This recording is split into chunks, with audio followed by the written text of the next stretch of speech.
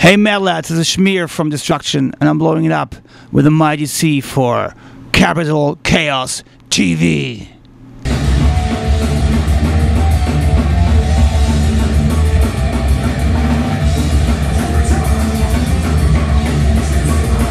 Spiritual Genocide is your most recent release, correct?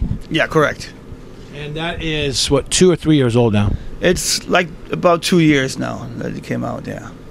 And it's been 30 years since Sentence to Death, is that right? We're in the 31st year now, so yeah. So we're still in kind of an anniversary, so yeah. It's been a long time.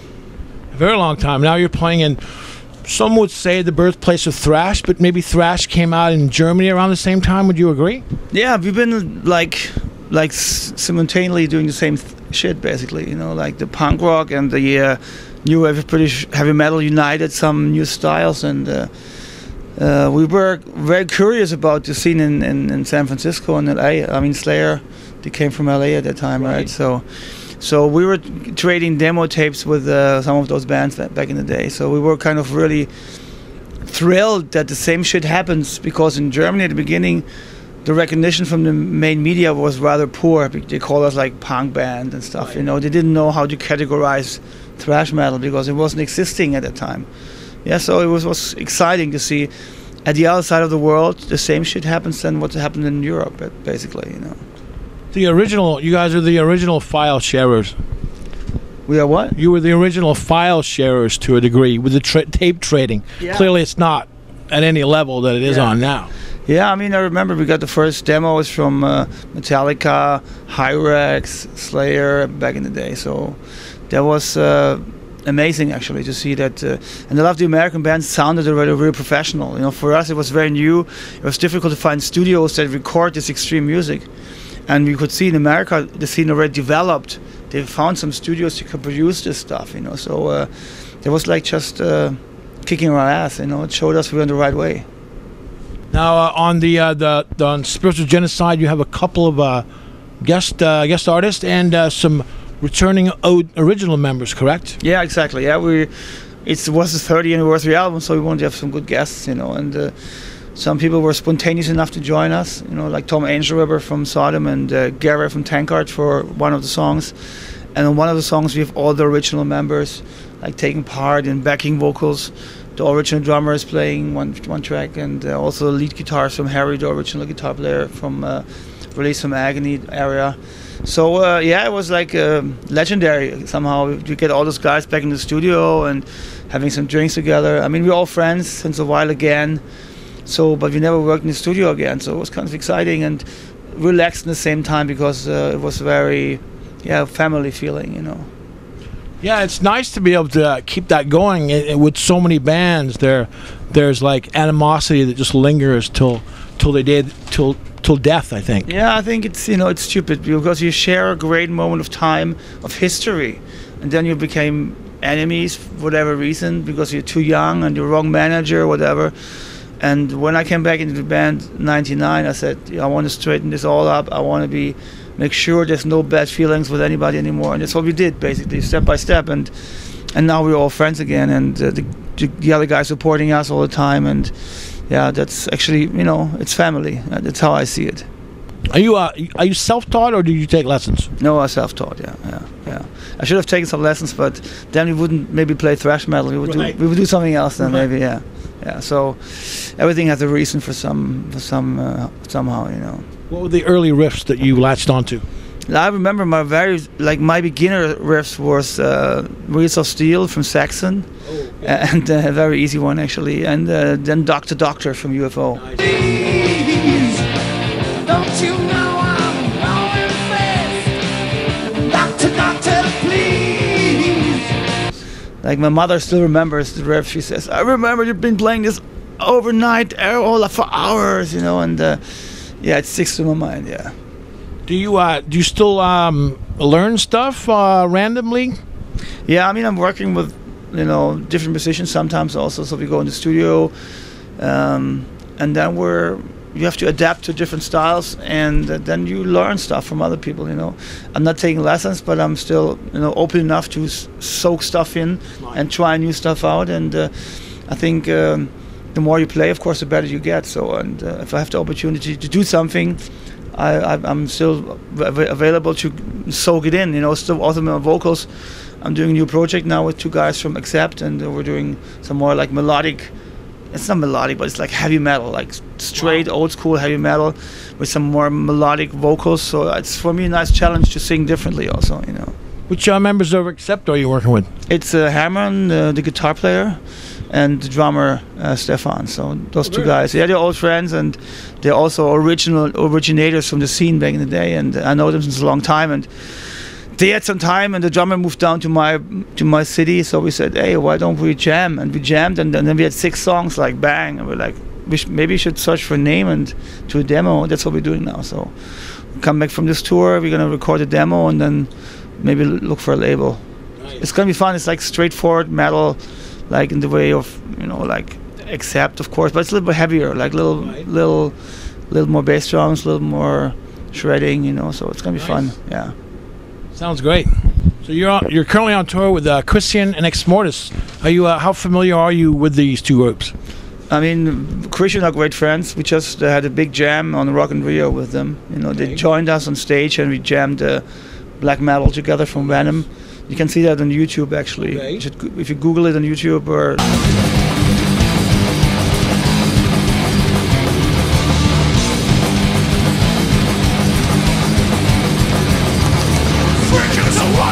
you find it, it's like amazing. Actually, it was like a magic moment for us. Sure. Like 80,000 people, and then this magic song like black metal, how we started, you know.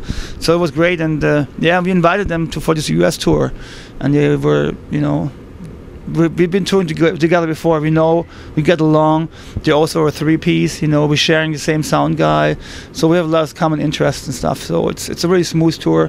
We're having great fun on the bus, and they're great guys. And Exmortus for me are, you know, the most upcoming new band from Los Angeles at the moment. You know, the hottest band from LA at the moment, and I'm glad they're with us. You know, some fresh young blood, and I think they're getting great reception every night. So it's a band to look out for the future.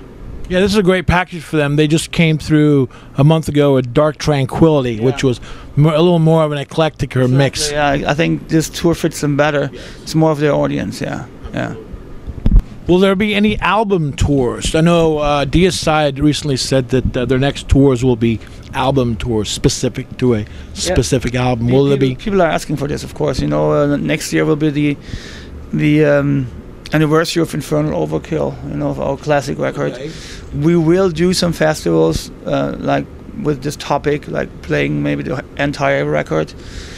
So there's chances that we're gonna, you know, put this up, you know, as a slogan for the next year's tour. But we're also gonna do a new album 2015. So we're gonna unite this hopefully with a new record somehow, you know. So yeah, I mean, we have a lot of those songs in our set list anyways. Like, so Infernal Overkill songs tonight are at least, I don't know, 3, 4, 5. So we play a lot of those songs still live, you know. Nice. Yeah.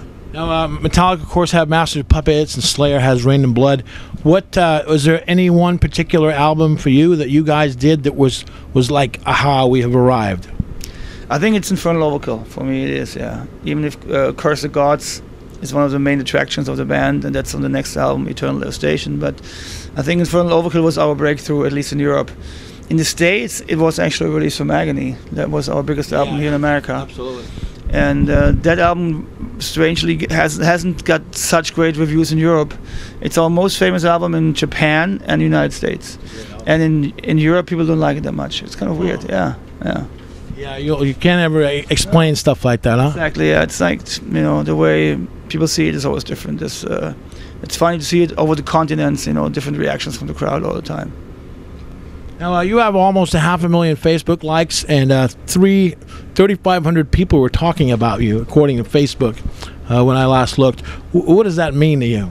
I like Facebook for that reason, that you have direct impact. You know, when you have a homepage, you see, okay, you have like so many thousand a month that come to visit, but on Facebook you see everything directly, and the fans are directly connected. So when I post, you know, new shows or canceled shows or background information or something, the fans can react right away, and that's actually the best thing ever invented for music bands. I think, you know, like it's a direct link to the fans, and we're using it a lot, and I appreciate it. You know, it's good to have. Of course, nothing to hide anymore. You let your pants down. You know, if you shit in your pants on stage, it's gonna be on Facebook and on YouTube. You know, so you cannot hide anything anymore. But it's a great opportunity to connect with the fans, and I'm going to the Facebook site like every day to also connect there, to talk to the people. You know, see some response and give some response also.